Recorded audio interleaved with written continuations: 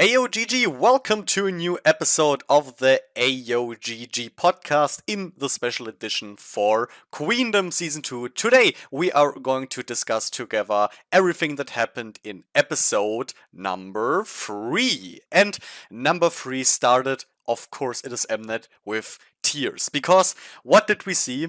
We saw a little video of no one else than K-pop legend Hyolin crying her eyes out while watching Queendom 2. At least this was Queendom labeled because they wrote down that is Queendom 2's charm. But of course, real fans know what actually happened, what this means, why she was crying. That was not because Queendom is such an amazing show. No, it was because of this outstandingly amazing performance of G-Friend. Speaking of people that cried while watching the performance, I'm not doing this podcast alone. Hi, Pain. Hi, I'm here, and I was one of the persons who cried for this performance as well. Exactly. By the way, I know you thought I forgot you, but no, I just needed the perfect introduction. No, I forgot him. Sorry.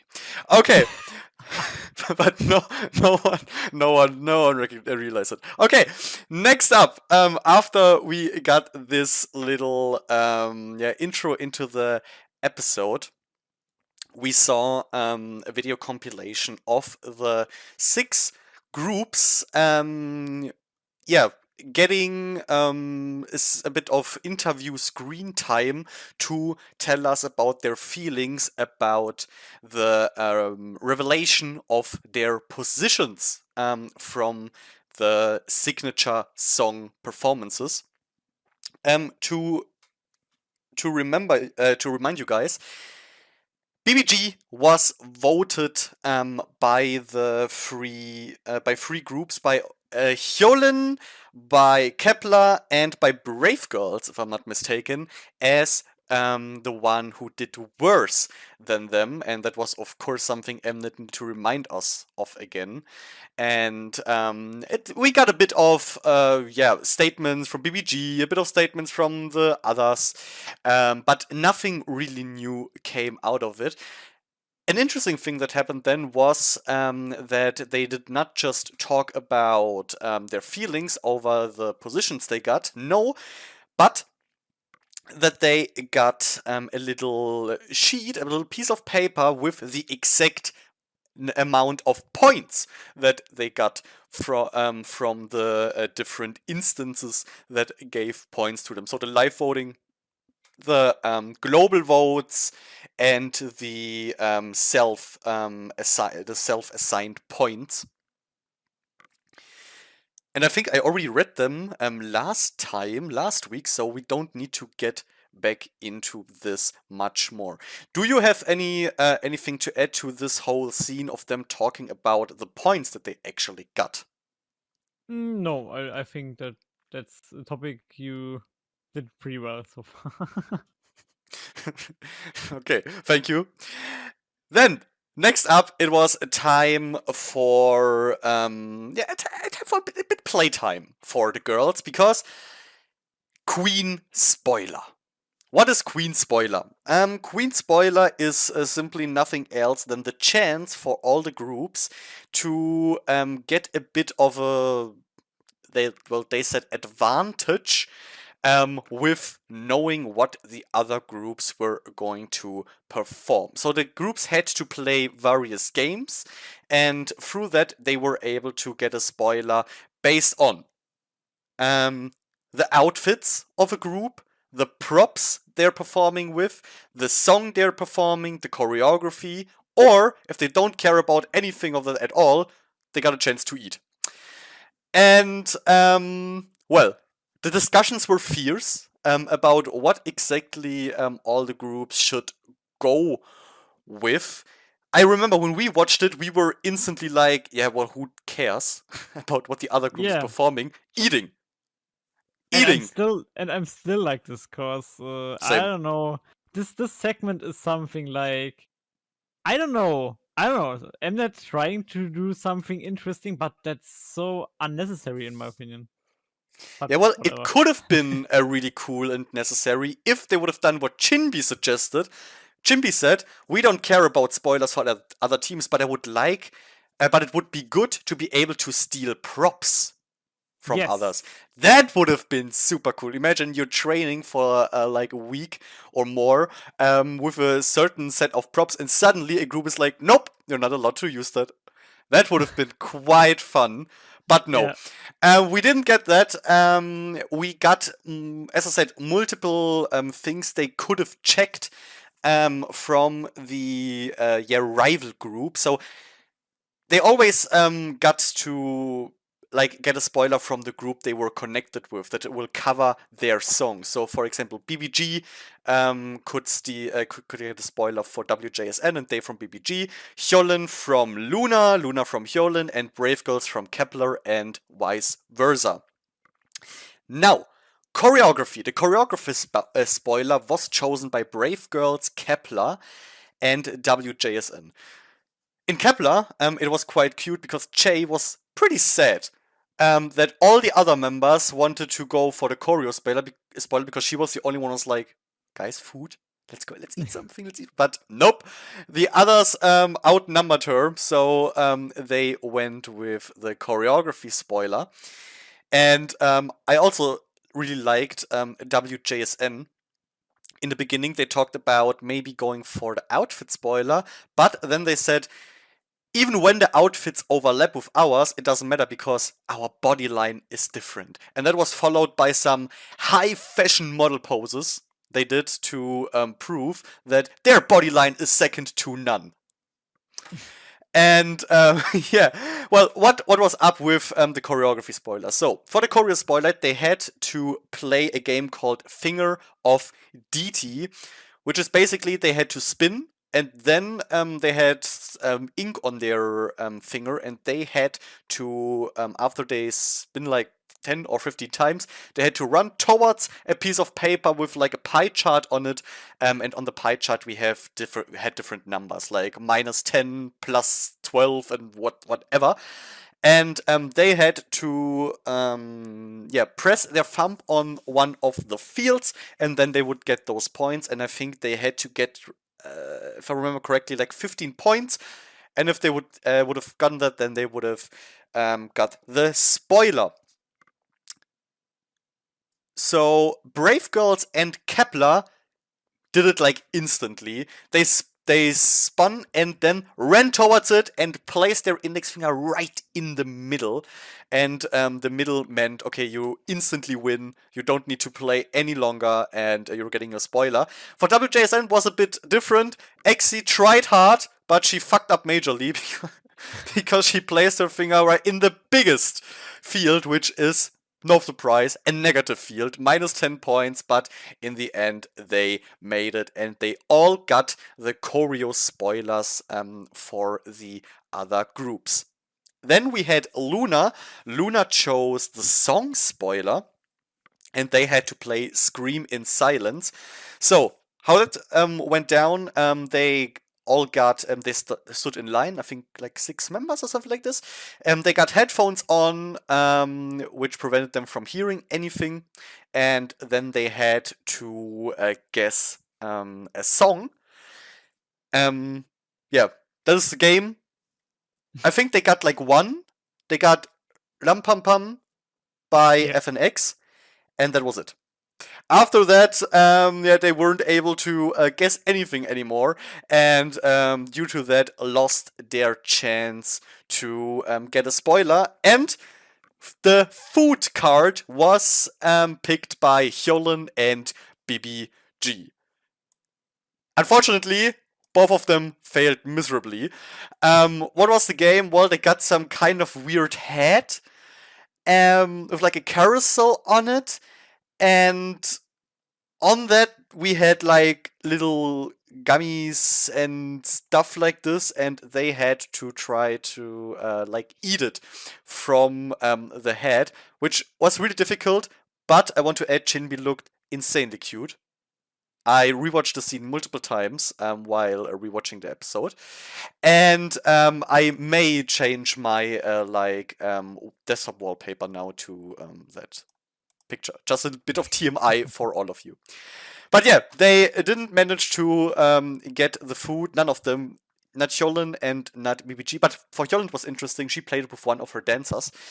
But it looked like it did not help. So they had to go back to practice with an empty stomach.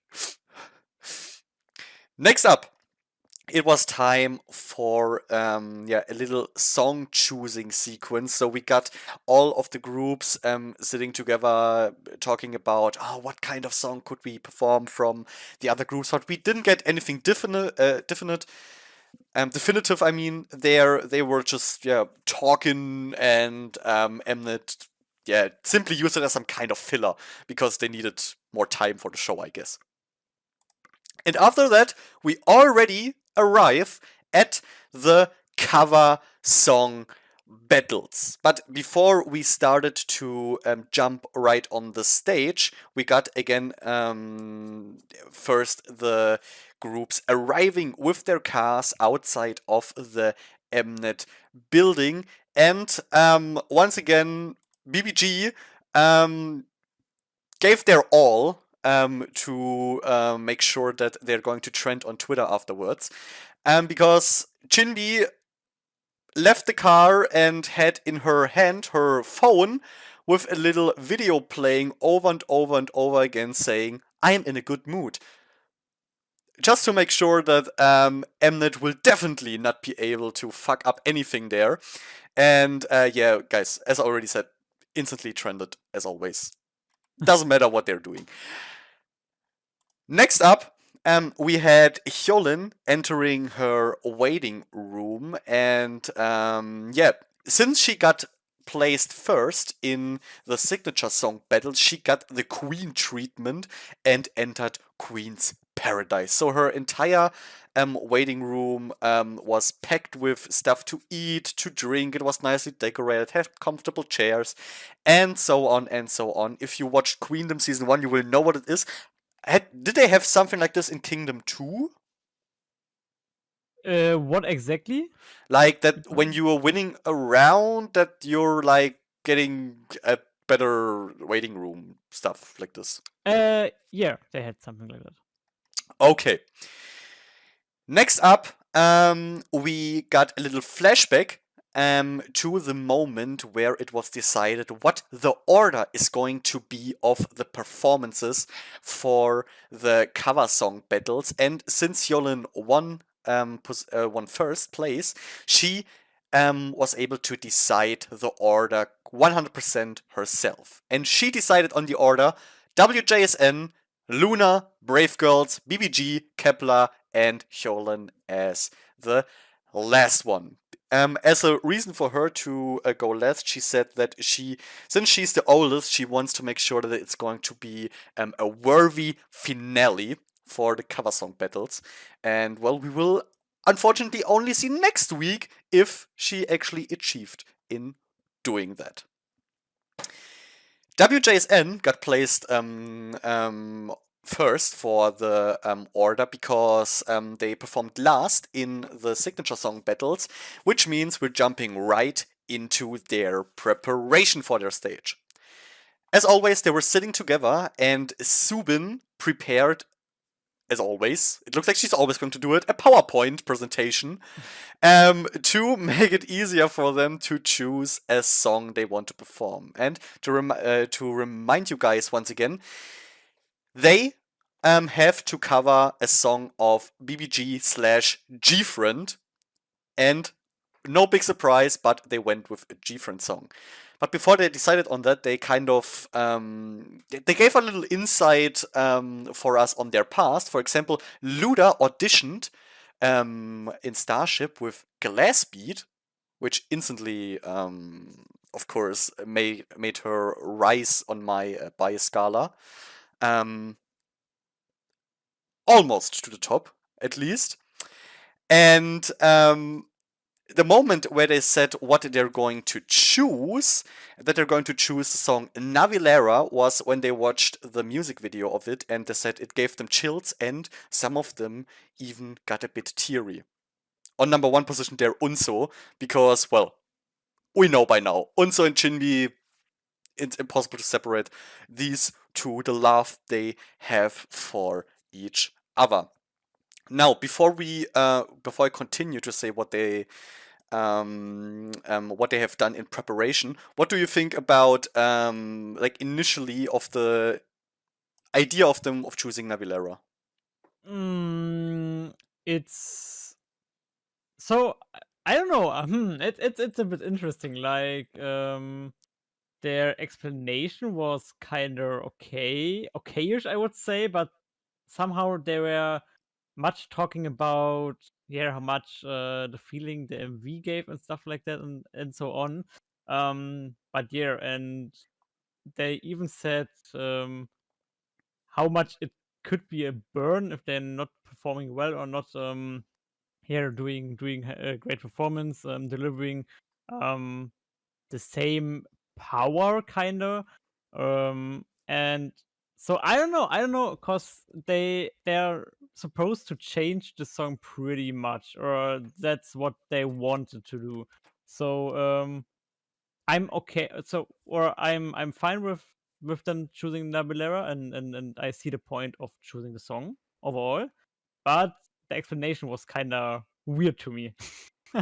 Yeah, I gotta add them. They gave a second reason for choosing, or why it was in the like in the a possibility for them to choose Navillera was also that it is just a really well-known song of Different, Yeah, and exactly. based on the experiences they had with Hyolin performing in the first round, they wanted something people would instantly like recognize and could relate to. And yeah, that's one of another reason why they chose Navillera. I was pretty happy when they chose Navillera at first. I would have liked Margot a bit more because I would have loved to see what they would have made out of Margot.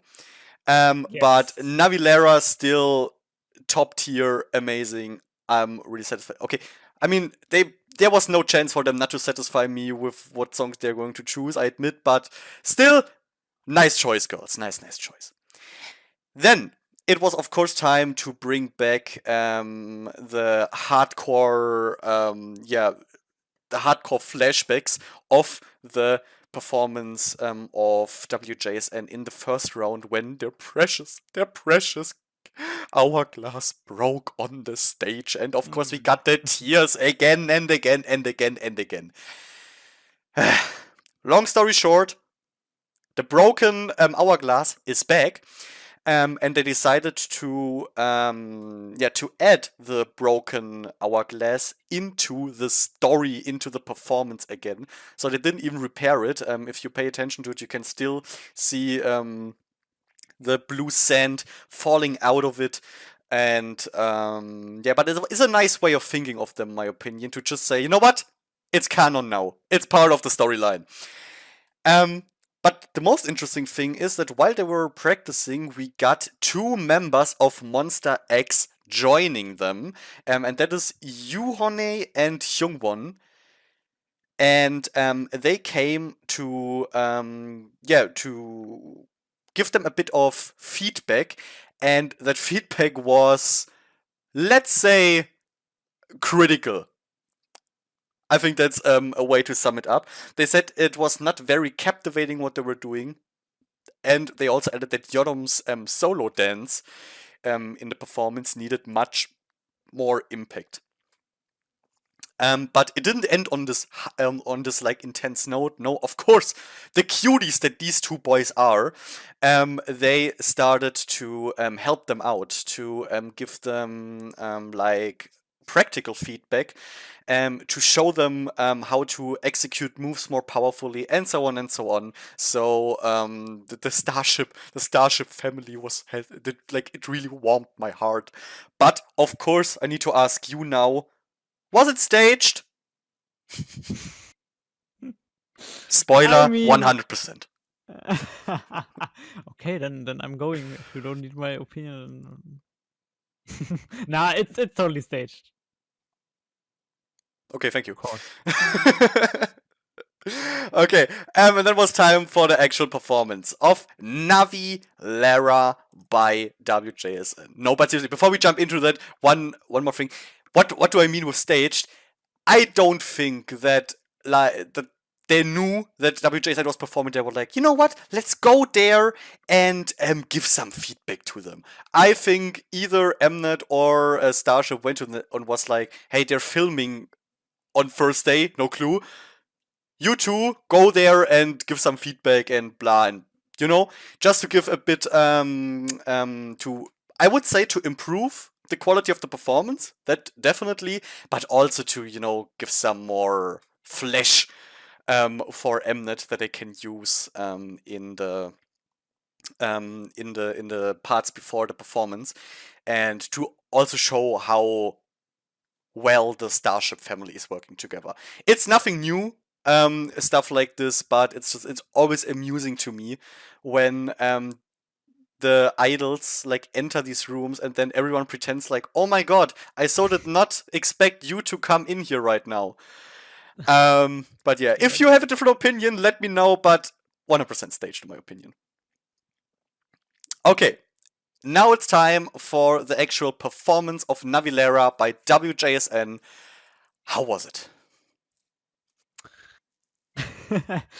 So yeah, I mean we start with this one. That's like could be the performance I can say the most to, but let's see. First, a good song they chose. I'd say Or they baked the outstanding. outstanding. Uh, I mean we I mean we can push it at the top all the time. We're just known as people like that doing this. So let's do it once again. I mean, But yeah, this is a body heavy podcast. I mean, if you haven't noticed by now, then got bad news then for you. exactly. So let's start with the fact that they bring back the hourglass stuff for them. Like it's an important item, I would say. And yeah, they continued with the hourglass as we yeah kind of um, Predicted. predicted. Thanks. In the last podcast, yeah. Um, and I think we yeah, also predicted the song they're going to perform, didn't we? Did we say Navillera or Margot? I guess so. I did we say please not Migusas too? I guess something like that. Did we say It please could not? be. I think we said cause we thought it would be a bit too I I don't know. think you said because you hate Migustas too, not me. I I love it. I, I don't hate it, but It's already out there. It's already out there on the internet. His channel's in the video description. Canalize your hate. No, but but seriously, yeah, yeah. overall, it's yeah, it was a super good idea to bring it back, cause so you can say it's all about the story that the hourglass broke in the last performance, and nobody has to cry for that, even if they did for years.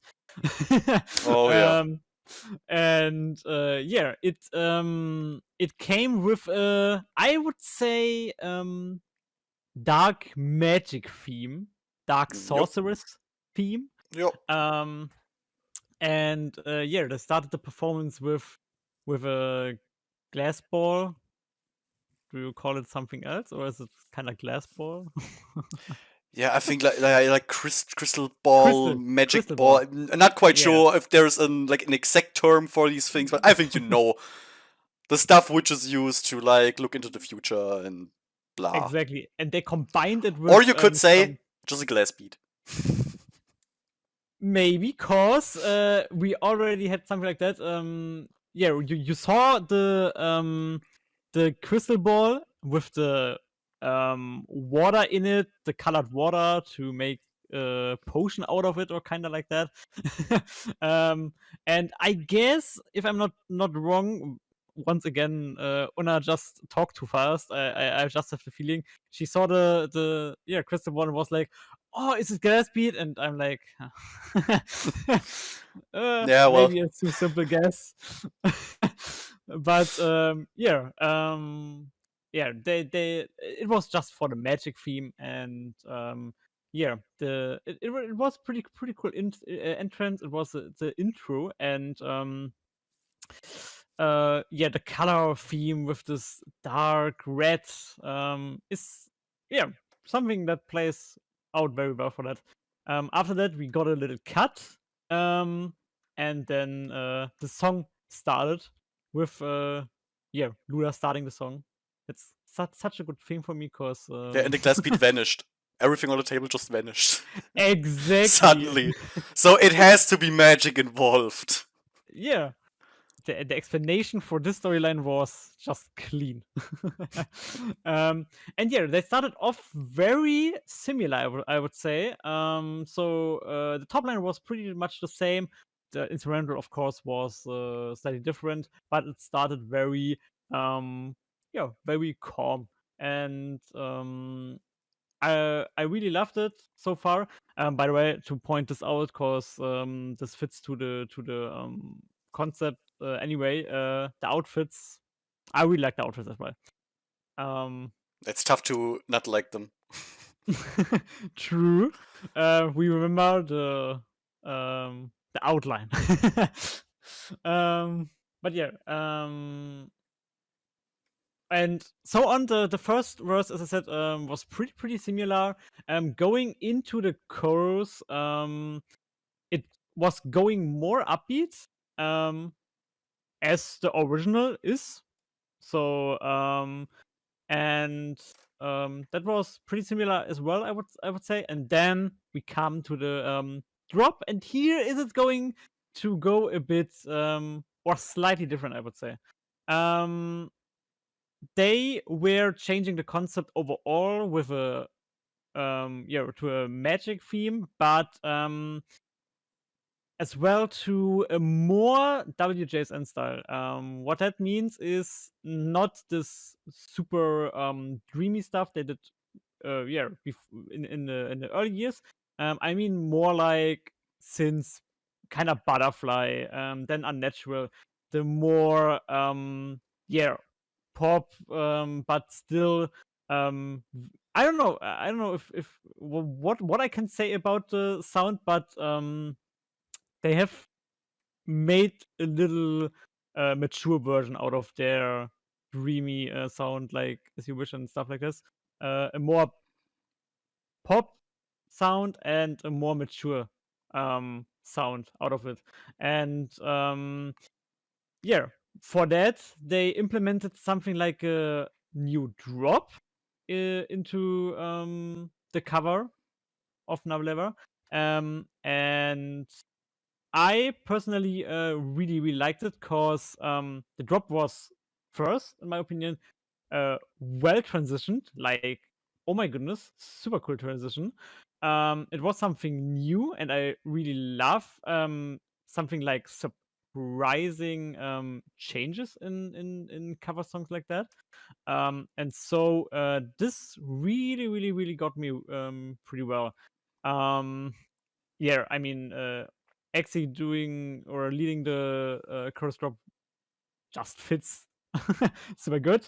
And I guess they even implemented some new lyrics into this. But as they are still, I don't have the 100% translation, but they were singing about butterflies, so something would be still. So it's still topic fitting, and overall the butterfly theme was something they've used pretty well as well. As example, for the stage, we had a different stage in the first round. We did not have the stairs as you talked about it. Like it were kind of stairs. The stage itself was unfortunately a downgrade. Yeah. That's really sad. they had a flat stage in I would say in a like in the front of the crowd, and then once in the middle of the crowd, a little um extra stage as well. So Yeah, the problem with these kinds of stages is the only one benefits from them are the people in the audiences. And if you're just watching the performance, it just doesn't add anything. So, yeah. exactly, And the yeah, stage like we got for the signature song performance is just so much better for like reviewing a performance or watching a performance when it's already recorded, because it just adds to the quality of a performance if you use it right. And here's just just a stage like Mnet found somewhere. exactly. It was just like a stage. Yeah, they had the screen that like 90% of all stages have in the background. And yeah, that was of course once again used for supporting the concept with some really nice butterfly effects that were yeah, pretty fitting to the choreo they made at some points. Yeah, and not just the yeah, the drop was something they added after the drop. It was continuing like to get out of this or out of Navillera how we really know it. We continued with a rap break by Exi, something yeah, you can imagine happening in K-pop. And normally I'm super satisfied with like 99% of all rap breaks, and I wouldn't say this one was bad, but I know that it's not coming out of my mouth often, but in my opinion, this one was so unnecessary. Thank I you. I don't know. I don't know if someone can kind of relate to this who's not too much maybe into the original one, and maybe this is kind of grabbing you in or grabbing me in that opinion. But I don't know, the rap rec was joining the song, and I was like, okay. And even when it was finished, I was like, yeah, okay. I mean, it's not something that's distracting me really from the song, but it's super unnecessary. It's really not needed. And why don't you just? I mean, Exi can sing, and As especially in I the told you last week, Axie and K, the light, yeah, the song she's singing in it, and it sounds so good. She's such a great singer. But they yeah. always have to squash these freaking rap parts into every song. Exactly. Like if you still you can still give her a bit more talk singing passage and a bit longer. Like don't get her totally out of her role, or don't get the structure they use to produce a song. You don't need to get out of that comfort too much.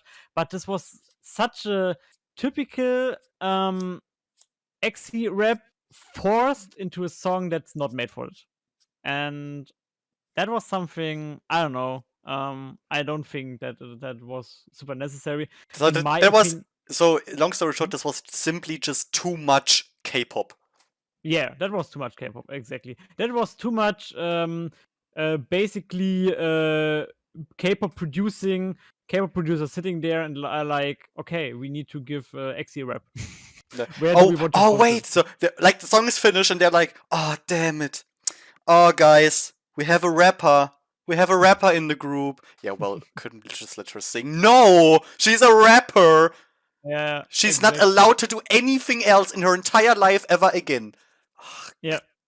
And even the instrumental when she's rapping, it's like it feels totally out of place. So that's something, I don't know. That's something I don't understand. For a cover of yeah, Navillera.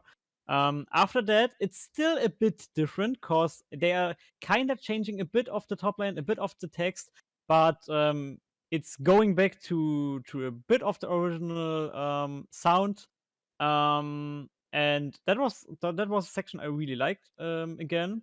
And yeah, we are setting up back to the second chorus where it's still sounding like a different version of Navillera. And without a drop, then we are going to the bridge. Very well known. Was pretty yeah. So like you could hear the original bass top line and stuff like that as well. So that was nothing really different as well.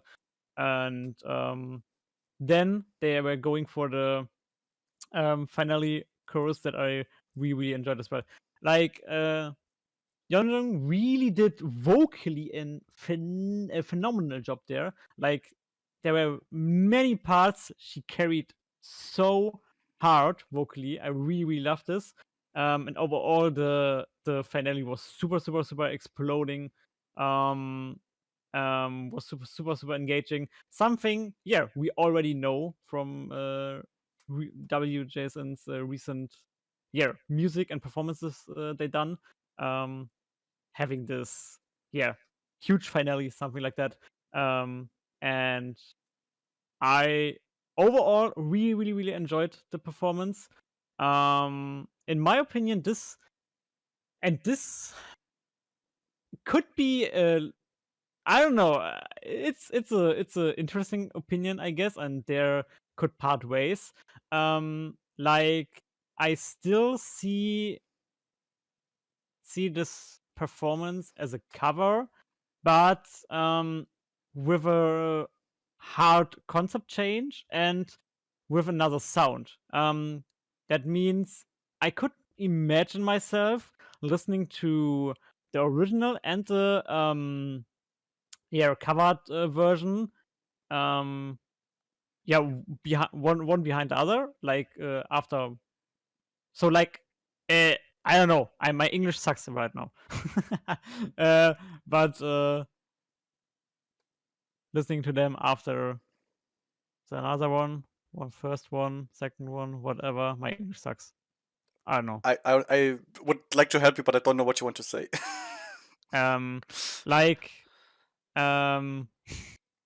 if you so in a context of don't want to listen to the same song twice, if you know what I mean.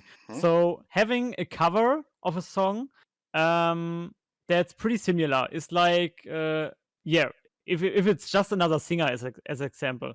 I'm often like, I don't need to put these songs in a playlist at spot 1 and spot 2 like this. So to mix it, kinda. Don't listen to the same song again. Something like that. Just as an example, what I want to say with that, like it's not feeling like the same song, but it's not giving it's giving a way different feeling as the original song, but I still can see many aspects why this is still a cover, and I take pretty much some feelings out of this that I get from Navillera. And that's something I really love. Like, if you make something sound really different, but kind of give the same feeling of some aspects. And I think they mastered this super good with, especially with the song. And yeah, so I guess everyone could hear it already. I really love the song. I really love the performance.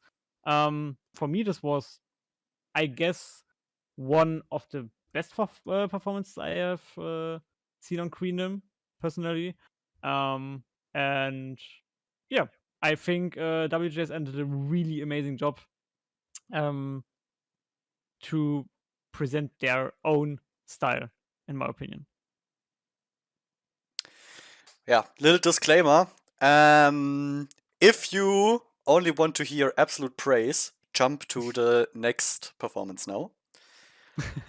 Um, well, let's start with where do I start? Yeah, okay. So I checked the time while watching the performance, and I wanted to see, okay, how much of actual Navillera is within this performance.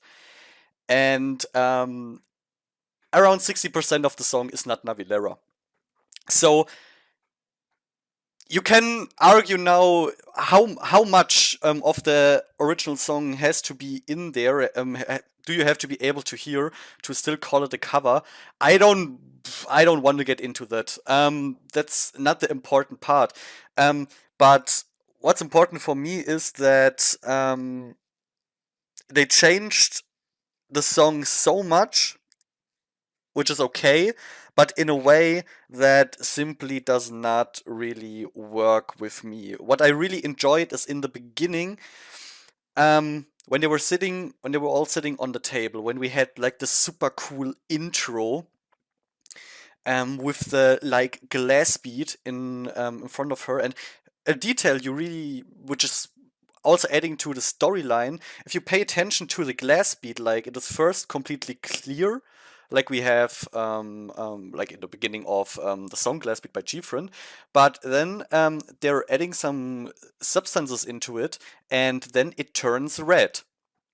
And now think a bit about G-Friend and their storyline, and the red turning glass bead is not a positive thing if you know what G-Friend has done in their storyline universe. Because after red, it turns black, and then you're fucked. Um, so it was kind of interesting that they went there, that they adapted the storyline, and that they're, at least this is some kind of interpretation I have. They broke the time in the last performance, and now they're turning more and more on the evil side. But in the end, if you pay attention to it, and they add another substance to it, and it turns blue. So it's getting more on the clearer side, more on the positive side now, which is a nice way of playing with all of this. So maybe it was like, okay, the members were about to turn, but then something brought them back, which is just a nice thing for someone like me who loves storylines and performances and music videos and stuff like this. So I want to give them a lot of props for that, and to like so creatively building in the hourglass, what happened there, to just say, you know what, it is part of us now, so let's make the best out of it. But right after the moment, when this little intro's over, when the singing starts, I already had problems with it when I first listened to it, because um, I just have to say that overall the vocals of WJSN, in my opinion, did not fit what they were trying to express with this performance. For me personally, there was not always, but often a big discrepancy between what I'm seeing here, what feelings I feel like they want to convey, and what I hear when they're singing. Then these like intersections sections in between after the chorus, um, when they improvised their own Navillera lyrics into there, it was a nice idea, and I think it is something, as we heard with Pain, it can work, but for me it did not work at all. I really did not like those parts. It was just nothing I like enjoy listening to musically.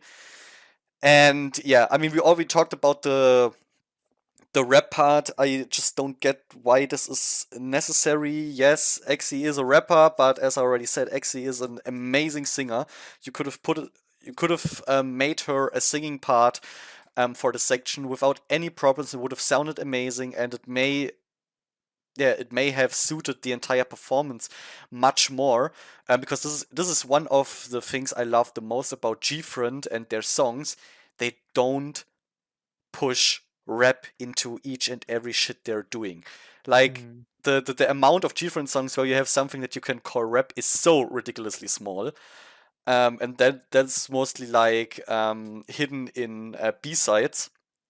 So I just love it that there's no rap in it, because before I started listening to K-pop, I always loved the collaborations of like pop singers with rappers. It was always like, okay, a nice change of pace, a little gimmick within a song. I always enjoyed that. But since I'm into K-pop, I'm losing more and more and more interest into this trope in music. And this is just unfortunate, because they just have to push into every freaking group a rapper. It doesn't matter if this person is even a good rapper or not. It doesn't matter. It's just one person that has to rap. And in Xy's case, she is a good rapper. But it is not a good rap part in this performance. So was something that just really bothers me. And it is a really personal reason, but it is just a reason that I have to mention here. And yeah, the dance break in between was also not something I enjoyed, because of the instrumental. I can't even really tell why, but the instrumentals of this song that they newly added, I can't even say that it bothers me. It's just I don't care about it. It doesn't stick in my head at all. I'm listening to it and I'm like instantly forgetting it again. And this is just not a good, yeah, it's just not a good thing for a song. And another thing that's like underlining my problem they have with the song is that I think I have checked out this performance now 3 times. Once when we watched it together, and then twice afterwards, and that's it. And this is not a good thing. I didn't listen to the song at all on Spotify or something like this, because yeah, I didn't feel like I need to listen to it anymore. And this really hurts me, because in the first round I'm such a sucker for WJSN's performance in their first round. It was such an outstanding performance. I love the song. I still listen to it so often on Spotify. Um, my second favorite performance of the first round, and now with Navillera, I anticipated this so much. Then the idea of making it a dark magical concept I was super excited for it. When I saw the intro movie of them with the glass bead, I was so pumped. Yeah, and then I was just, I have to say, disappointed. And the strange thing about it is that from a completely objective point of view, I can't really, there isn't really something I can criticize about the performance, because they did well overall. But it's just all these completely like subjective aspects drag down this performance for me so hard that really saddens me, honestly. But yeah, I can't say that I enjoyed this performance, and this hurts.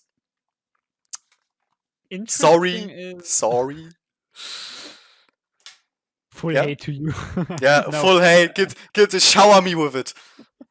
Now, an interesting point. I got yeah, or I want to point out, and I realized while you talked about it is I would say one thing, if I thinking of covering G-Friend, and that's something I don't know if K-pop is thinking. I don't think Korea overall is thinking like that, because I have the feeling they don't see the facts, but I don't know, or how it is for not even buddies or maybe casually listeners to different, but the fact that different is, or the different discography is so much without rap, like that's such a fact, and that's something I would say was for them like stand out to, or overall in the industry. And so if it comes to that, I would say if I have to cover something like a G-Friend song, I have to cover a song of the group G-Friend. I would never consider to bring a rap into this, because I don't know, this is something where I have the feeling Or make a full um rap out of it. Then I'm cool Yeah, again. yeah, okay, right. But cause then you change the total vocal theme of G-Friend into a rap theme. Yeah, that's kind of true. But I don't see the point to I don't know, put a rap into it, cause that's kind of losing a bit of the feeling of G-Friend. And if you want to go to a little or to a slightly feeling that G-Friend is portraying, and WJSN wanted to do this, then I would say just do it without a rap. Yeah. And as I said, if there just would have been no other place for Exy than putting a rap into it, because she can't do anything else, then okay, but as I said, she freaking can. Like, the song, The Light, it's already one of my favorite songs of the entire freaking year. I love it so much. I love her voice. So this makes me even saltier about the fact that they made her rap again in this, which is just so unnecessary. But yeah, one thing to end it on a positive note, shit, dude, Yeonjung, bruh. Like every time when she was spelling out her notes, I was like in heaven, and I got like transported back to Produce 101 era, you know? When I was just sitting there, every time in awe when Yunjong had a performance, and she like almost like mocked every artist she covered there, because she basically always like outshined the original. My love, I mean, Yunjong. she's a huge point for these exploding finales that's yeah WJSN doing recently, like Yeah. with her belting out every notes, and it's just a super cool thing. And yeah, of course that was super amazing, and especially in the performance. And she did it live. Mm, Yeah, that girl is just delicious. sick. Gotta love her. Alright, now that was WJSN's performance of Navillera. And next up is the group that unfortunately placed sixth in the signature song performances due to them not being able to perform because of their COVID infection. LOONA. As always, we got to see LOONA discuss in their like practice room. Okay, what could we perform? And of course, Mnet had to edit in there again. But by the way, girls, just remember you play sixth, so you're going to get kicked out if you play sixth again. Okay, so talk about that a bit. And of course, I did. Um, Nothing really new about it, nothing we haven't already heard, so we can skip over that pretty fast. Interesting was that they met up with Hyolin after they have decided on the song they want to do, because first they were thrown around like some songs they could do of Hyolin and Sister, and in the end they said, you know what? Let's go with Shake It.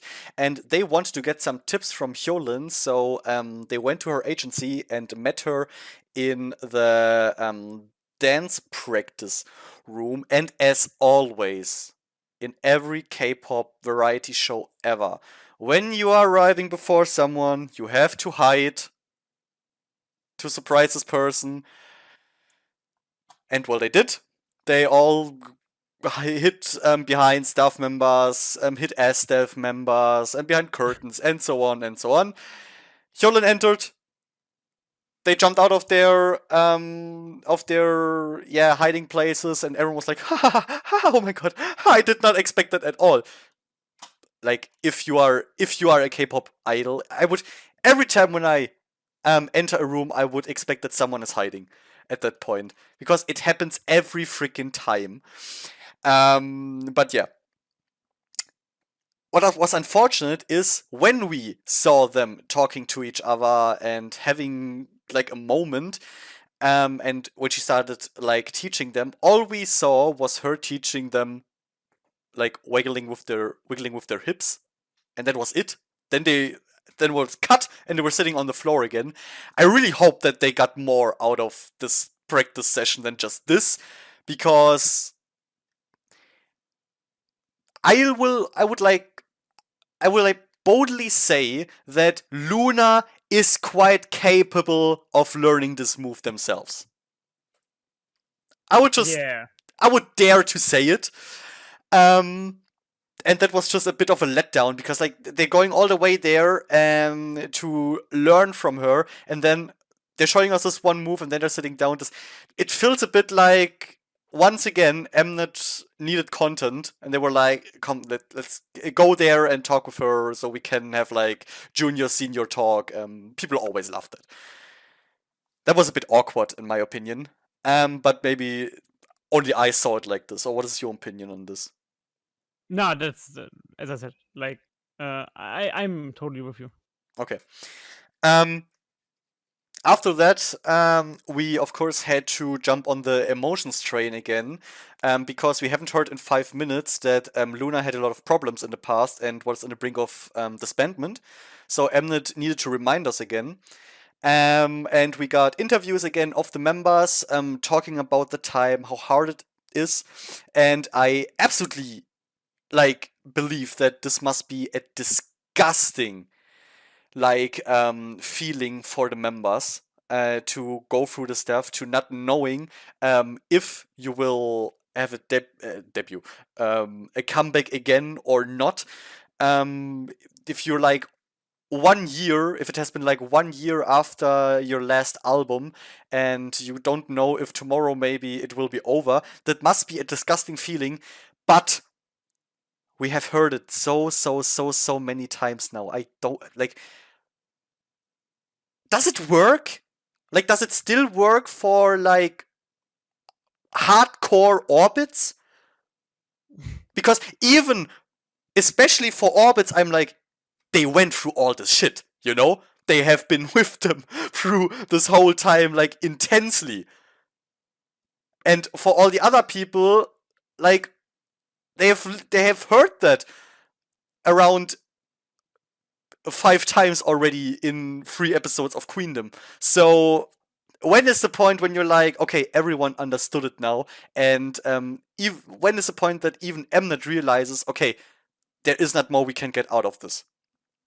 I'm still waiting for it, but please let us know in the comments what your opinion is on that. If this is something as a hardcore orbit you say, yes, I still feel the emotions when I see that stuff, or if you're like annoyed because you're like, yes, I know, you don't have to remind me again, I have been through this shit, I'm already emotional, not stable because of this.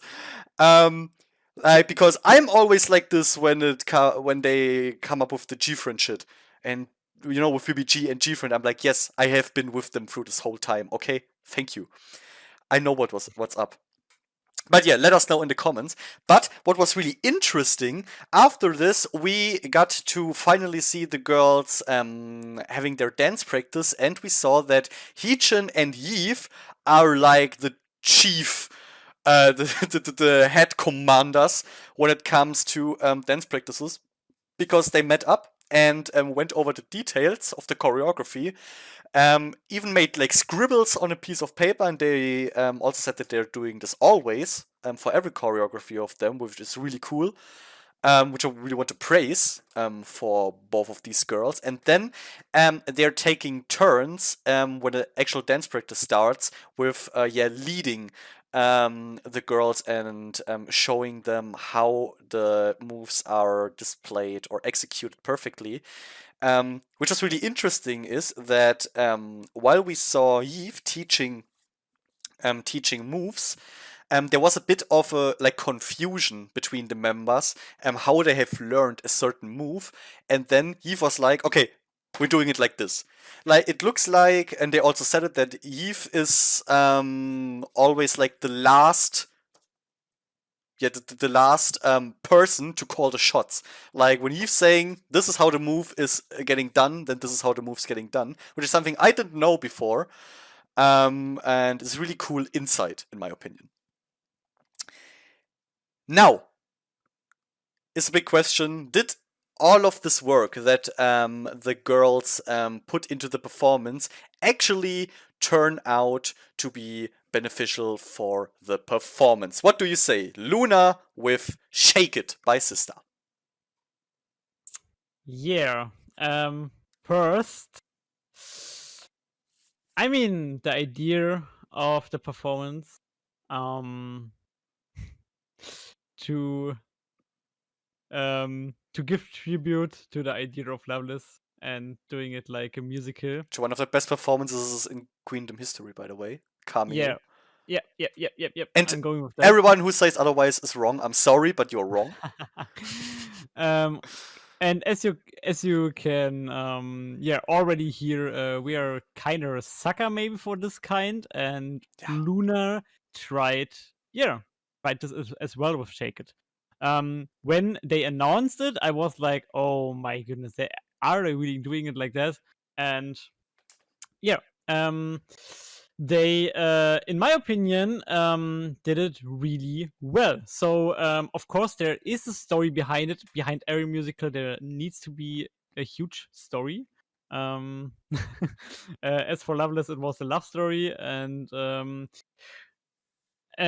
for this performance, something we have to point out while we were watching it on our own. Someone already spoiled the whole storyline, sadly. Is it my fault for being a genius? So what was the story from LOONA's Shake It? Well, the storyline, Payne, thank you for asking, was that we had 6 members of them dressed in suits, like the super cool girls, and the others were like more, the girl next door, a bit ugly duckling. But in the end, as we know, there's no ugly duckling storyline without it turning into an insanely gorgeous swan. And yeah, so what we saw is the suit girls in the beginning kind of mocking the other ones for their dancing, for their appearance, and while the story was progressing, we saw the girls slowly turning into beautiful, gorgeous ladies, and in the end, we had little performances of the of the suit girls and the I don't even know how to properly name their outfits. The summer beauty girls. I'd say. So yeah, it was the typical ugly duckling storyline, but it is a classic, guys. You can never be false with that one. It's easy to understand, and I'd say the swans were goddamn beautiful, in my opinion. Thanks for the explanation. It was just fantastic. Exactly. And they played out this storyline. And if we look at the performance as a whole, we have to say it was super. So, like, there were so many elements, and there you could see that it's really reminding of like Loveless cameo thing that I don't know, the way they had different kind of roles and even sets in a whole main set, where they were running from right to left and changing the sets, giving something, a progression through the song, and even the story. And I really, really love it because we have to say LOONA is a huge member group with a good amount of 12. Quite a few, yeah. So if you are that big as a group, I think it's even more easier for you to do something like that. And even then, they had some male dancers for supporting that bullshit as well. It was a huge and big stage. Imagine that with the first stage, by the way. But cool. yeah, we don't want to cry too much about it. The song had a bit more, I would say, a bit more funky vibe. Even if the when it starts with the kind of chorus there a bit. I really loved it with the dance, and it I don't know, it really was super appealing in many ways. We had some super cool gimmicks like Chu sliding over the table. Oh yeah. That are moments where I love this shit, especially for moments like that. Or once again, Chu, because of course we don't need to make a secret out of it that Chu has kind of main character material for these kinds of performances. Annoying fanboy. Like she even got I guess it was with Go On, this little section where normally we would have kind of a dance break. They did a little story break. um and where Go On was kind of changing her outfits, and she was standing before it and was of course if I say acting perfectly, I mean, of course, for this kind of thing, like for this theme, I mean, of course, it was overacting, but for this kind of stage, overacting is is the sense of everything. It's the essence of musical.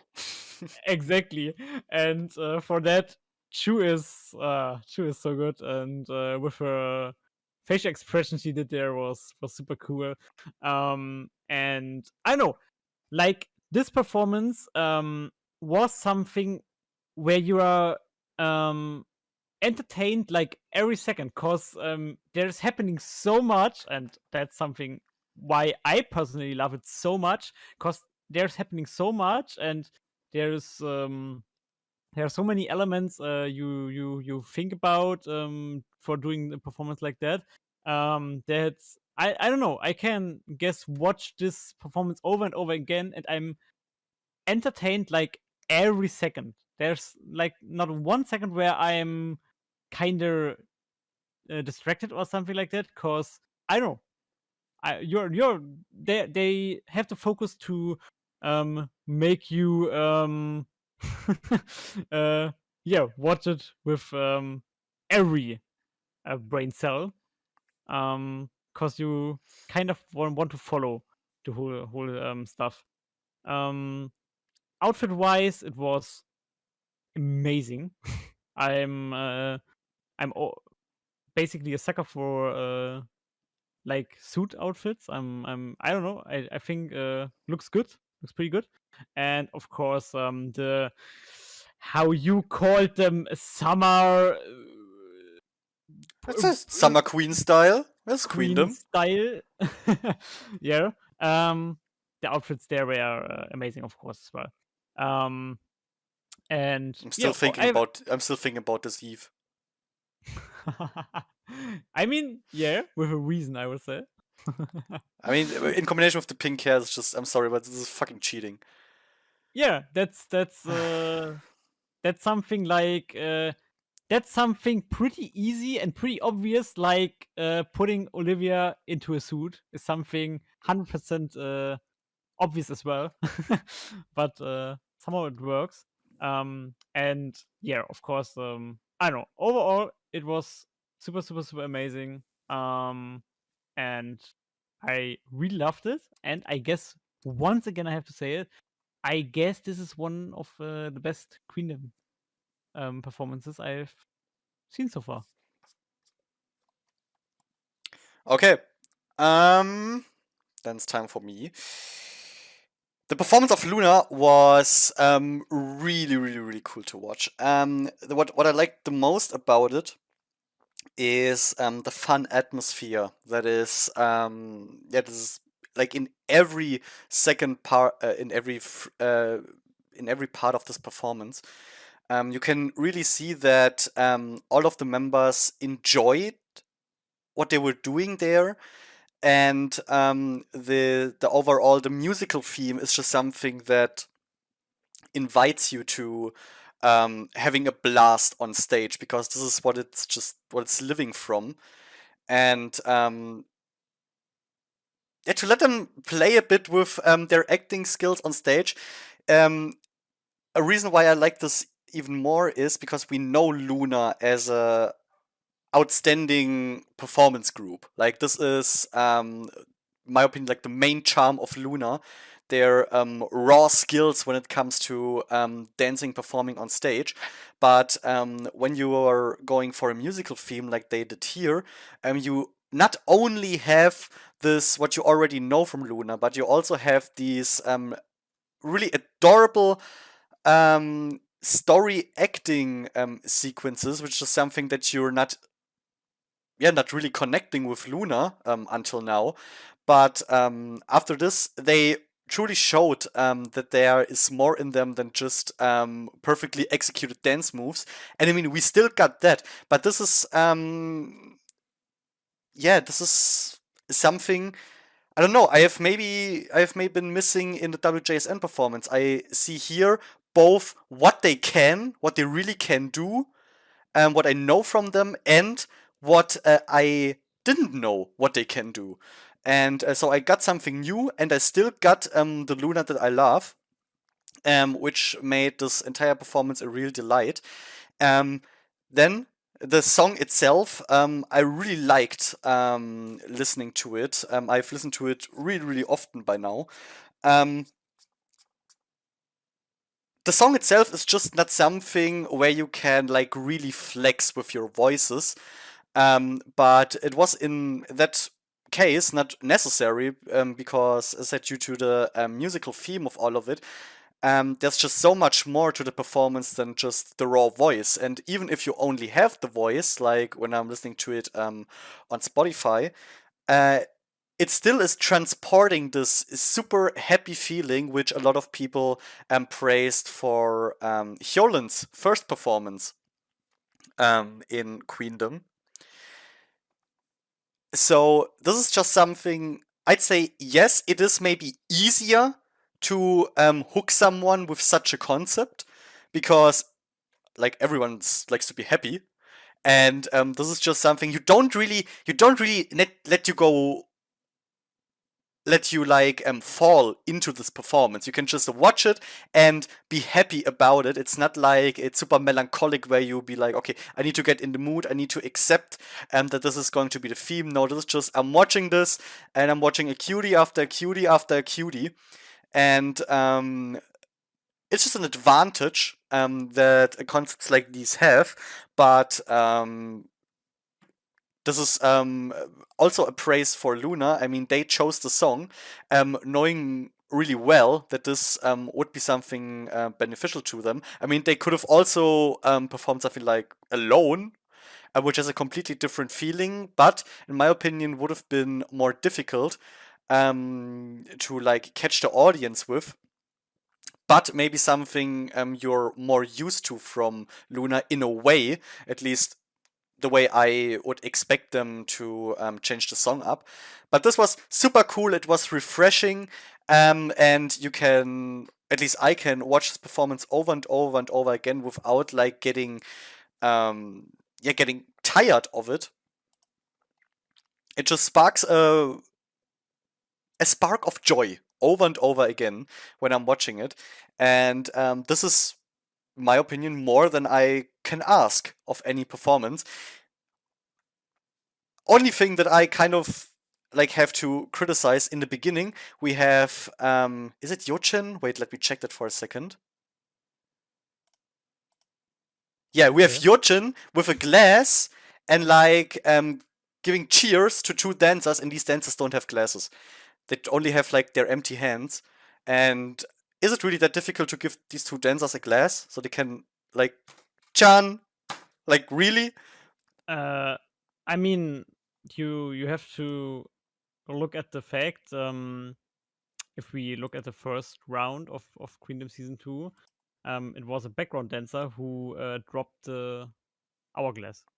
Yeah, but as we learned, is that the hourglass, it was all part of the plan. That's true. It's part of the storyline now. No, but seriously, I mean, there were so many glasses going on in this performance, Yeah, you know, yeah. and like just give the just two more. it's not something that like distracted me or annoyed me. It's just something I saw and I was like, what? Why? And they Like, just don't have the money for that. goddamn BBC. Yeah, well, I guess they invested everything in the boy group that may become in the future. At least that wouldn't be something that would not surprise me. It's K-pop after all. But no, seriously. It was a cool performance. I loved it. And after the performance, there was this little scene. I think it was Hyunjin crying because a little move of her did not go exactly as she planned. And that was two, I think it was dancers, was members, I don't know, but two dancers ripping off like her top, and she didn't get her hand properly out of one of the sides, and that made her really, really sad in the end. And once again, I have to say the exact same thing I said to the last WJSN performance with the broken hourglass. Who gives a shit? It doesn't matter. I didn't even realize it when I watched it for the first time. Yes, a second time when I paid attention to it, I saw that like for 1 second, her left hand was like longer in the torn jacket as her right hand, but it so doesn't matter. Like, really, they need to stop to stress themselves so hard over this stuff. It doesn't matter. It is not noticeable at all. It does not make the performance worse in any way. It was still an amazing performance. I love to watch it. So please don't cry anymore. I can't see any more tears. God damn it. Now, do you want to say any more to the performance of Shake It? Hyunjin's outfit was outstanding. Gorgeous. Thank you. Hyunjin, Okay. thank you. Next up, we had the last performance for the evening, which was Brave Girls. Brave Girls were quite nervous in the beginning because they got paired up with Kepler, if you remember correctly. None of these two groups got to choose who they want to perform against, in a way, because they were the two last ones, so they just had to accept who they were assigned to, and that was Brave Girls and Kepler. And the reason why Brave Girls was nervous is because Kepler is, I mean, they are all super, super energetic in Kepler and are really a performance heavy group. And this is just something that is, not Brave Girls. They're the opposite of Kepler in that way. So that kind of stressed them. And then they thought about, okay, what could we do? What could we do? What could we cover of Kepler? And first thing that came into their mind, obviously, Wadada. And to this day, I'm mad at them because they talked about doing a rock version of Wadada, and I would have loved to see that. Like a rock version of Wadada? Come on. That could be insane. But they didn't do it. They thought about what else could we do. Then they shortly discussed Shine. Still my favorite Kepler song, by the way. That would have been super cool too, but no, a lot of members opposed to that idea. So in the end, they decided on doing Mask, which is, I'd say, kind of the safest bet Brave Girls could have done. Just concept-wise, from what I expect from Brave Girls, what they can do relatively easy. So they went with Mask. The problem is, of course, there is no preparation without not scandal, but without hardship. 3 of the members tested positive for COVID. Yeah, everyone, round of applause for COVID for being an asshole once again. That led to the group, of course, once again not being properly able to practice because they all had to train for the performance, the choreography, like separately, only until like a few days before the actual performance when they were finally able to get back together. And another thing, which is even worse than that they weren't able to properly learn together the choreography, is that even after they recovered or tested negative again, they still had problems with their vocal conditions. Like their throats still were in a bad condition after the infection, which is something we saw during their recording of the song. And even shortly before the performance, we still saw members coughing and stating that their voices are not in the best condition they could be, which of course is really, really unfortunate. And it must be super hard for the members to be like in the performance, then while practicing for it, getting that shit, and then maybe constantly thinking about what happened to LOONA. And I mean, Brave Girls was like last in the last ranking. Um, they really don't want to be like getting thrown out of the competition because of the stupid virus shit. So I can really imagine how stressed they must have been after this. But now, of course, the question arises: was it really that bad, or did they still manage to nail their performance of Mask? What do you say? So, yeah. I wanna say first, that I overall really like the performance as well. I guess I said this when we watched it, that I'm such a sucker. I don't know, for all of the 3 performances. I don't know. I just liked all of them. Pretty much. Still, I know. I guess I could do my own ranking. Like, of course, of the 3, I think some might be more on the top than the other ones, but yeah, I overall really loved it. So talking about Brave Girls is something. Yeah, I was really curious how would they perform Mask. I really like Mask, but I guess you are such more sucker for the original one than I am. Jesus Christ. Yeah. At That least, that is true, I think. Yeah. yeah, at least in the amount of how much you, yeah, I wouldn't say praise it, but talk about the song. Um, and I guess I was pretty like with a blank mind. I don't know what really to expect when they are going to perform it. I guess I watched Kepler performing it live once, and Blasphemy. then I have listened to it on Spotify. But I guess I have just watched performance once. And so I couldn't really 100% imagine a one-to-one cover. I wouldn't even have could imagine like something like that.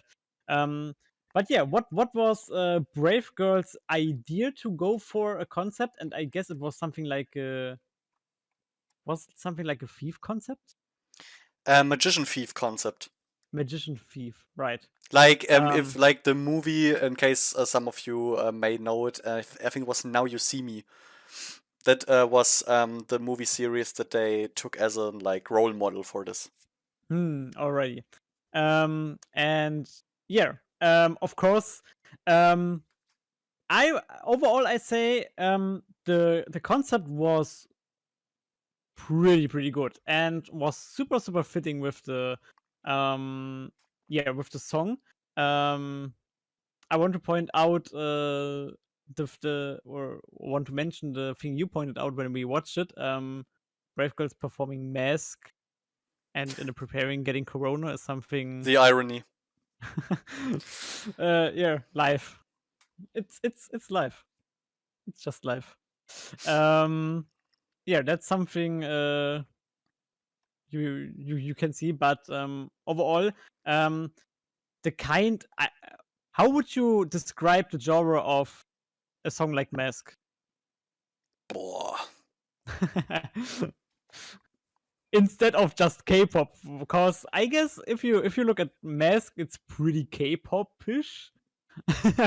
But I don't know which direction of genre you would kind of put it. Genre for Mask.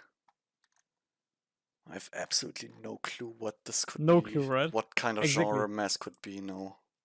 And I don't really have something like that as well. But I have to say that in my opinion, that what Brave Girls did really presented a good version of what Mask overall is as a song.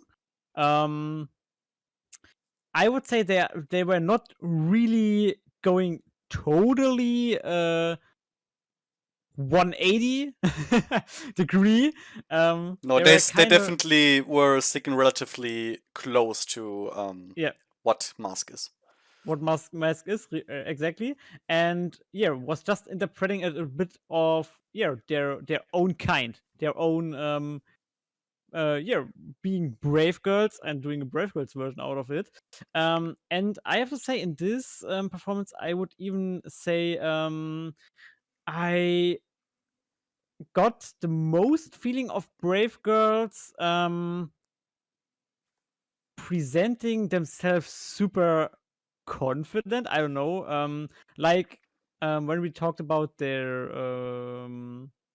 performances before, that was kind of like that we had some point, so that we saw some flaws. I mean, sometimes you a bit more than I did personally, but yeah, we had some points we were pointing out, and in my opinion, in this performance, they really showed themselves kind of confident. I don't know, like I'm not 100% super into Brave Girls to really say like, okay, this is 100% uh, a Brave Girls sound or something like that. Um, but it really felt like they are for this performance presenting a performance that yeah well, that sounds pretty new for Brave Girls, but I don't know, doing it with a confidence and even with an kind of expertise as well, like the facial expression and how they um yeah um presented themselves in the center. I know, like still Yu still in my head doing the centering in the chorus, because she really nailed it. Um, and Minyoung with her vocal parts in the, I guess, pre-chorus, was it, like mostly it sounded so, I don't know, sounded pretty Brave Girls kinda, but somehow different. It's super hard to explain because I'm not too much into Brave Girls, so I really can't do some 100% yeah, confident opinions there. Like, I have our own opinion, but I don't know them that much to, or that well, to say 100% true facts or something like that. That most of the fans maybe could could see. Um, but even more than that, I have the feeling as well that they put more into the planning of the stage, and especially the dance break they did. That was something super interesting. Like, that was, in my opinion, once again, 100% not Brave Girls, but somehow they delivered it super well. Like, once again, how they it's not that they changed to 100% performing to a 100% performing dance performing group or something like that, but how they delivered the kind of slick moves there in the darkness. Um, yeah, rounded with these with the background dancers and the masks and stuff like that, was super cool. In my opinion, even the dubstep wasn't really distracting song wise. It was, in my opinion, turned out pretty good transition and turned out very well. Um, and yeah, something where I can point out, because that was super staying in my mind until the or until the end. Okay, it was the end. So until the next days was when I'm thinking about the performance, I see the four of them standing just there on the stage, the four of them, looking at each other, singing with each other, and giving hardly Mamu vibes. As at least stage wise, of course, vocal wise, it's super different, but how they portrayed themselves there gave me super this confident vibe. So like, I don't know, them knowing what they do, and yeah, having a good chemistry between them, and it's just a super cool picture to see that. And overall, the performance gave me such a nice vibe for Brave Girls, so as a Brave Girls performance, and surprised me a bit as well.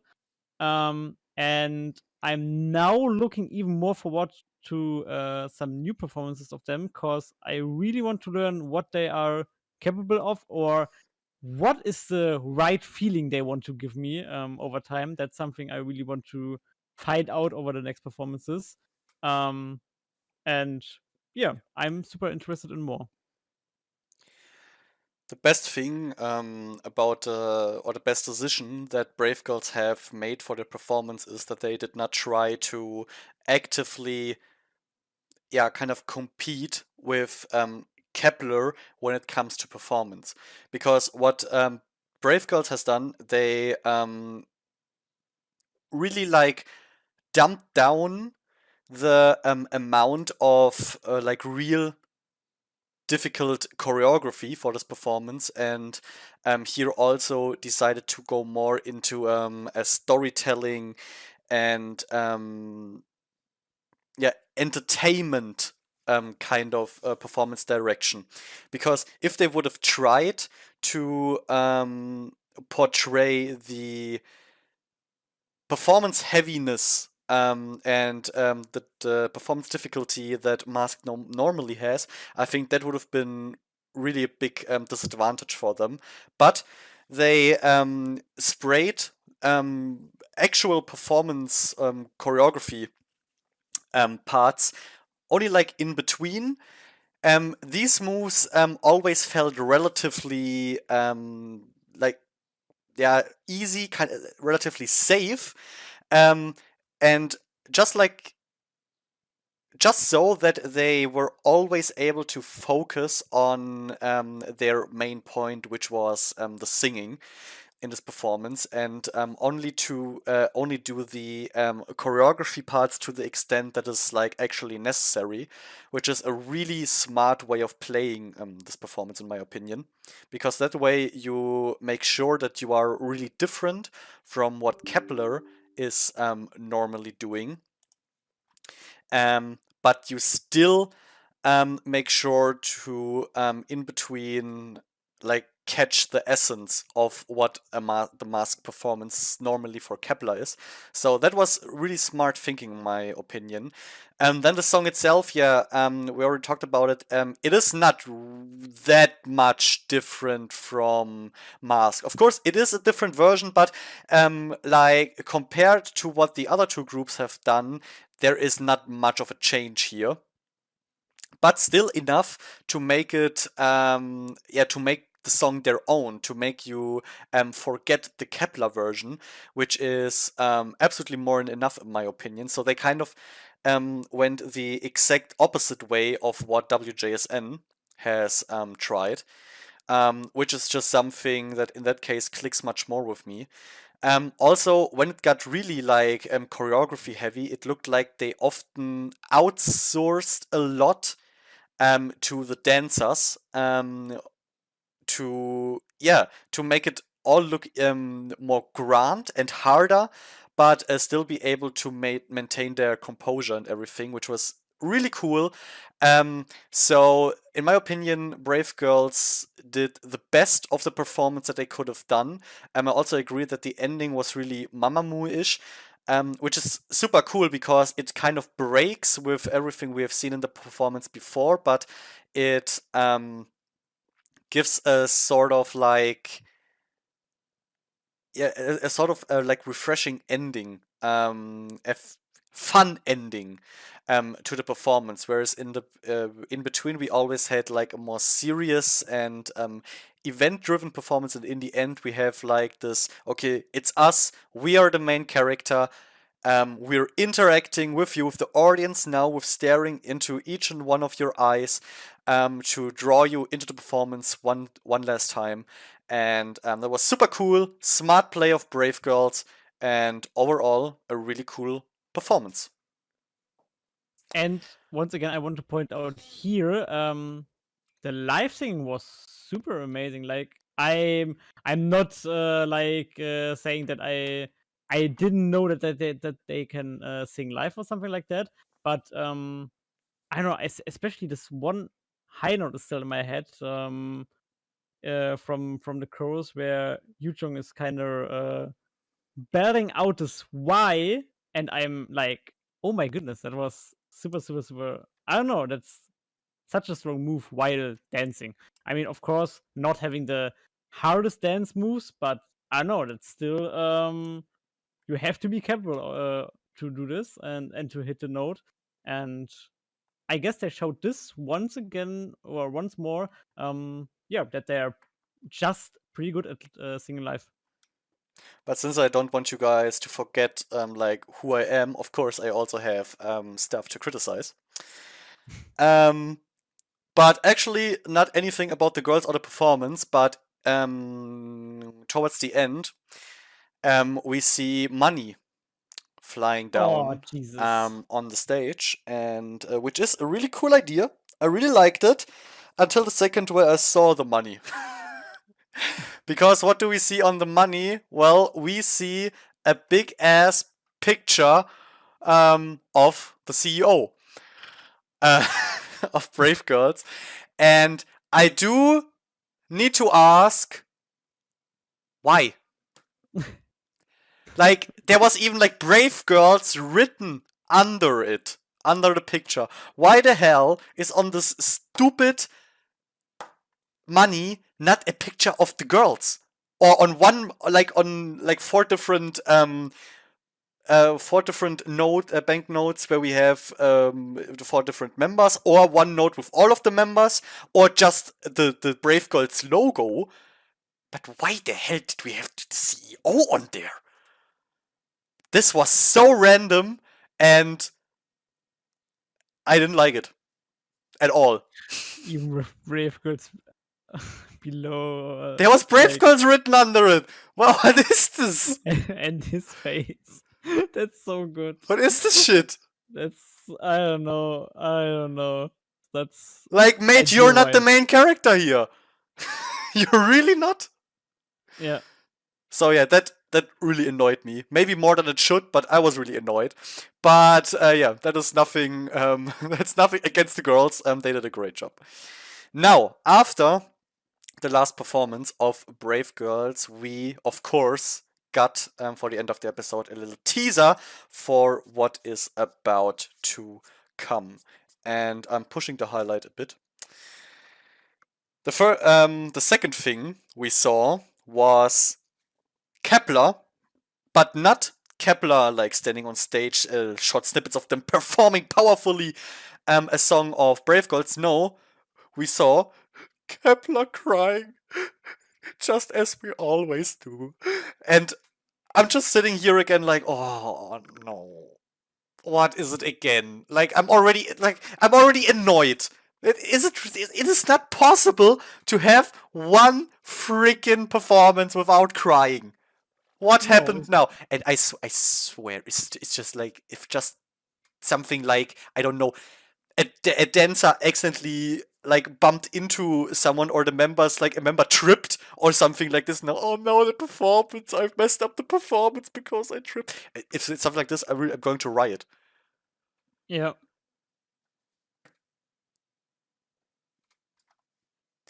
Even if it's just a slightly singing thing or stuff like that, even then it's not a reason Or to maybe cry.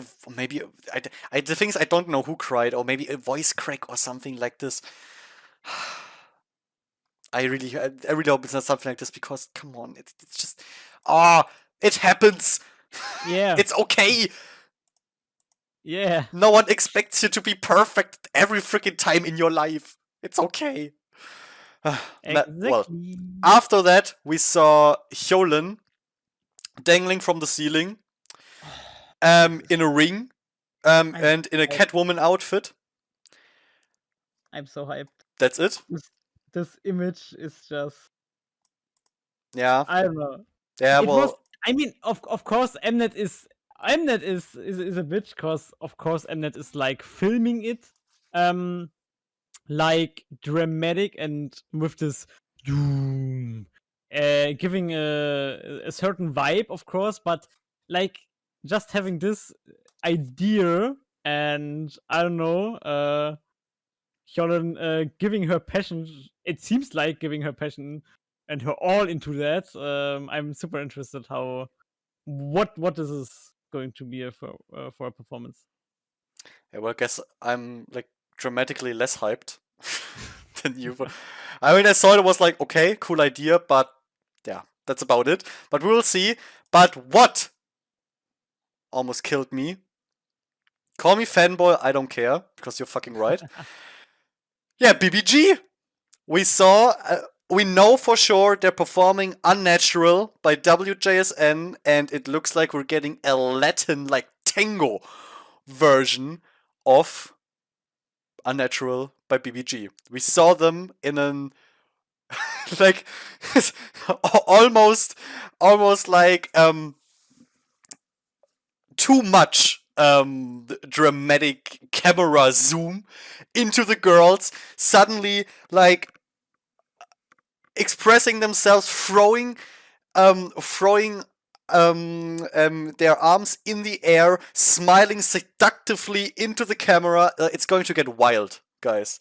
That much I Like, can tell you. It's going to get fucking wild next week. I'm just getting teary eyes while thinking on it, and yeah, call me.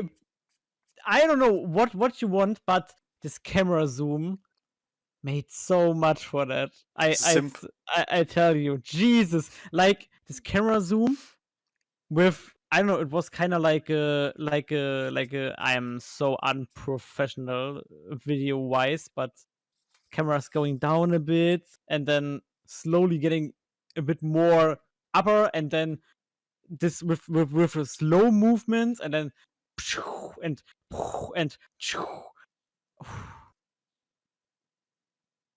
Yeah, I would suggest you to just watch the teaser, guys. I know that the description did not help at all, but it's worth watching. Go and yeah, watch but it. God damn it. I'm sure everyone will understand the feeling if they watch it on their own. Like, if you're not sitting there and be like, yeah, then there's something like definitely wrong with you. But yeah, this will probably be the last episode next week, because yeah, for reasons. Like, every time when I saw them sitting in the waiting room, reacting to the performance of the others, I was like, my brain malfunctioned, and yeah, it's gonna be good. Another thing that went annoyingly good is the fashion of a certain person. Let's jump to the finale of this podcast. Fashion with Taengoo. Taengoo. Now, what do we say to Taeyeon's outfit this week? So first, there was a time. I mean, of course, you got spoiled, but for a person like as me, yeah, who can control what they to not get. I'm shit talking. I'm getting spoiled anyway. So, but yeah, for the first minutes we just saw once again Taeyeon's black dress. That's still perfectly. But I guess when the performances started, like she finally, and heavens God, Mnet did something. We got a new outfit of hers, so we can finally talk about a new outfit today.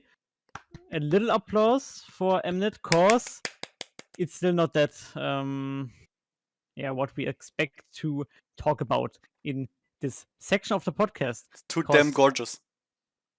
Mnet. Yeah. What the fuck you doing over there? Exactly. Like, that's for me. There is just one little thing. But I'm super bad with my English, so I need to look up how this is called in that time. Overall, I really liked the outfit. There's just one thing that I know that I'm not clicking with. But you go ahead. Tell what you did not like on the outfit. There's literally one thing that I am not like 100% in heavens when I'm watching this, and that is the color. I'm just not a fan of the color. But this, I mean, overall, it's the top Taeyeon is wearing here is basically like a suit top, and underneath she's wearing this like short, the super short top with like white laces and stuff, which is like adding to Taeyeon's outfit a bit of like a sexy vibe, while she's wearing this suit top business kind of style over it, and it's simple, it is gorgeous, and it's love. Yeah, overall, that's right. But I'm just not the fan of the lace, to be honest. Lace thing, so I don't know. Like 100% not. Yeah, it's So, definitely like, not necessary. I don't know. I think that's just not. Uh, I don't know if it's the color white, so if it's the lace form. So what is this kind of giving you if you see it? But I think this just don't fit with the outfit overall. It looks a bit like, I don't know, a bit out of place for me personally. So for me, it if I look at her outfit, I see it and I'm like, don't need to be. And then I still look at her overall and I'm like, damn, gorgeous. Yeah, yeah. As I said, it's just this typical like what you often, not often, but what what you can see quite a few times, like when for sexier lingerie, for bras and stuff, they often have laces like this. But so I guess this is kind of, I mean, and it all is also a bit cut like a bra. This short top she's wearing there. So this is just this bit of sexiness is supposed to be shown there. But yeah, I know what you mean. I also wouldn't need it. For me personally, it doesn't bother me. There I dislike the color probably a bit more. And maybe another thing that I wouldn't need is like the pattern on the jacket. Like the square line pattern that we see there. it doesn't bother me at all, but I mean, if I really have to dig deep here, guys, to find something that I can criticize. So that's high standard criticizing. yeah, At this so point. the Lions. But besides that, like, damn it, Taeyeon, drop that gorgeous. You're making my life so hard with this. Like, I would like if I remember, if I think back to the time with Jingu, where you could like, it doesn't matter which part of the outfit you were looking at, you could just talk hours about it, because this was so like questionable on so many levels. But here with Taeyeon, like, I look at the outfit and I said the laces and stuff, I don't need it, but I look at it and I'm like, yeah, I understand. Yeah, I understand you. It doesn't help me, Mnet. Please, you gotta do something, Mnet. Yeah, because overall, her style was just fitting, like having brown hair with the color of her kind of blazer coat thing, whatever this is, jacket. I don't know. Some of these words are probably correct. I don't know. I also don't either what exactly you would call this. Maybe exactly. there's like a third option, but I have no clue. And then the thing she had under her jacket was something like, I guess, a leather thing mainly, something like it looked like leather, but I'm not still the color theme. So she had a really brownish color theme, kinda, and that's kinda fitting. And if we look back at Jingo's outfit, we had something like, I don't know, weird color freaking rainbows, rainbow color decisions, and flowers on. I don't want to look back. And those has been dark times. And here I'm supposed to talk about lace that's bothering me. So the standard just changed. Yeah, but I'm not giving up hope. I'm not giving up hope. Mnet. I'm just scared for the next episode, because this is likely we don't have something to talk about, because we have 3 performances and the evaluation, and if they are doing the evaluation on the same day, I'm crying. That's true, but we'll find something that we can talk shortly about, at least, because I mean, let's be real, 90% of the time will be filled with the BBG performance, so I'm cool with it. That's true. But it's set for the corner. But we will stay with it until the end. The corner survives, guys. Don't worry. Exactly. We'll always find something. Now, that was it, guys. That was today's episode of AyoGG, the K-pop podcast, in a special edition for Queendom Season 2 with our little review of episode 3. As always, let us know your opinions about the performances, about our insanely unqualified reviews of the performances in the comments below, because I always love to listen what you think about all of this. And I'd say I'll see you next time to the next episode. So thank you for your attention and bye. Bye.